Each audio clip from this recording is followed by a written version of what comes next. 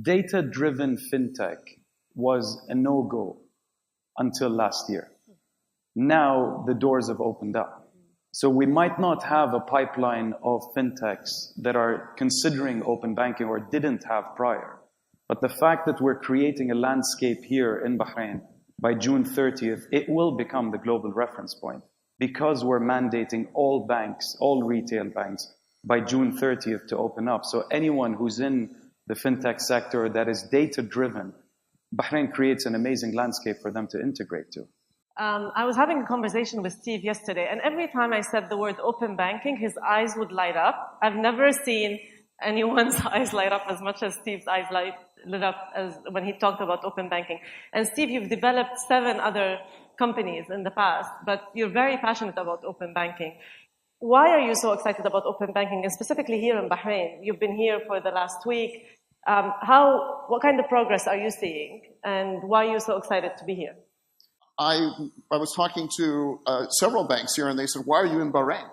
You know, like, we're one of the smallest countries in the world, and the market size here is just really small. Why are you even spending your time here? And the answer to that is because I think this is the most exciting place on the planet right now for open banking. And the reason for that is twofold. One is that we have a regulator who gets it and who's willing to take the risk to say, hey, you know, we could stand in one spot and not move and not progress.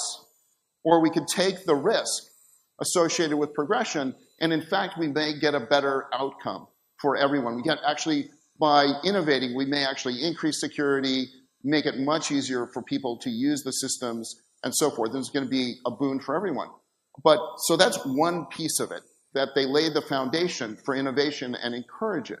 But the second piece of it is that we actually found one bank in the GCC so far, and I hope there'll be many more, that actually say, hey, I really want to move beyond what is required.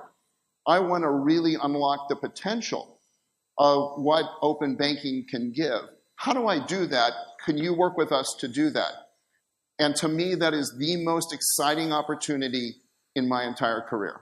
The regulator here explored open banking, saw the value in it, and immediately mandated all banks in Bahrain to comply. Now, there are advantages to being late adopters. There are takeaways that we can take away from the UK and Singapore. Banks have to play that game too. So what are the takeaways from the banks that adopted open banking in the UK or in Singapore? What are the takeaways from that? How do we leapfrog and learn from their experiences? And I think that is where the regulator is sitting. That's where, if the banks up their game here in Bahrain and start asking themselves, how do we learn from the experience that others have actually, when they got into this game? And how can we leapfrog from where we are today to truly becoming the global reference point from an infrastructure perspective here as a nation? Louise, how can we learn from the UK? Be better.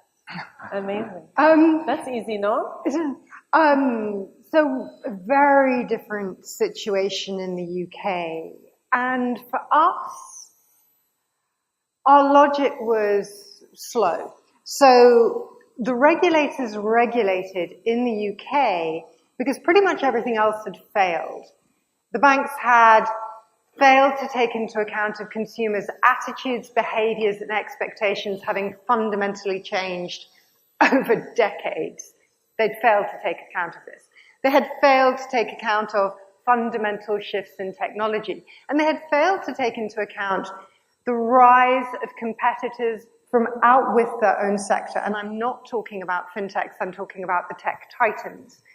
In the UK, Apple, Amazon, Google, Facebook, and more. They'd failed to take into account of the strengths that those organizations had. So the regulators regulated to wake the banks up.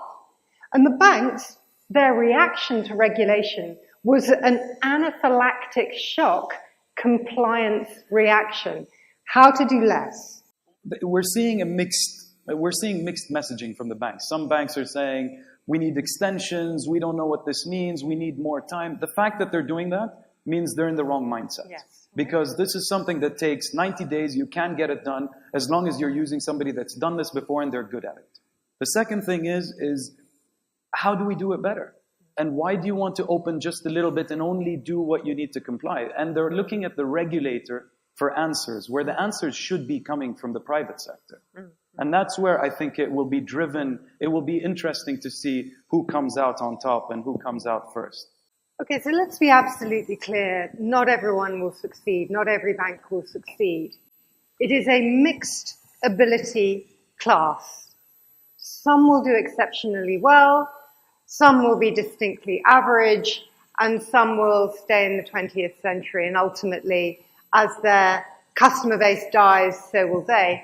If all you do is tweak your logo, if all you do is have an Apple version of a banking hall, your customers can scent your inauthenticity. They know you don't mean it because you're just pushing the same product. I don't know if anyone here has tried to sell technology to banks. It's not easy. Yeah? So no matter how much imagination you put in front of them, they are difficult to do business with. So I think to put it, it's nice to see banks thinking outside of the box. And that's what we're hoping to be able to see, is that this is not a regulation that's mandated by the Central Bank of Bahrain. This is a regulation that your customers require because they demand it. If I log on to my Amazon account today and it knows what kind of chocolates I like and it puts it right in front of me, and then I log into my bank account and my bank knows nothing about me, that customer experience has to change. The characteristics of service in an open and accessible data future are threefold: hyper-personalized, predictive, and preemptive. And the consequence of this is profound for this thing that we talk about so easily but understand so infrequently: trust. My advice to fintechs, talking to a lot of them, is a lot of them don't really understand how banks think, what banks really need, and how to really approach banks. And I think that is a big barrier. So I think the onus is, in a lot of cases, is also on the fintechs on how best to engage these banks. But I think, everybody should keep an open mind. The world is changing. We don't really know what's going to happen in 6 months. But I think it's always, I always say it, it's the mindset. Mindset, they know. We need to embrace this change. Don't go for something that just checks the box and says, yeah, we comply with the regulation. Because this is your biggest opportunity. So you want to align yourself with a vendor who actually has a vision of what's possible, as opposed to a vendor who says, well, I'll meet the requirements of the bank and I'll do it at the lowest possible cost. We haven't seen significant investments from banks into fintechs, and we haven't seen a groundbreaking partnership between banks and fintechs. Come open banking, that will change. And I'd love to be able to see banks start truly embracing these fintechs, seeing opportunities of co-investment, of significant and real sizable co-investment, of banks acquiring fintechs, partnering with fintechs to take them to the next level.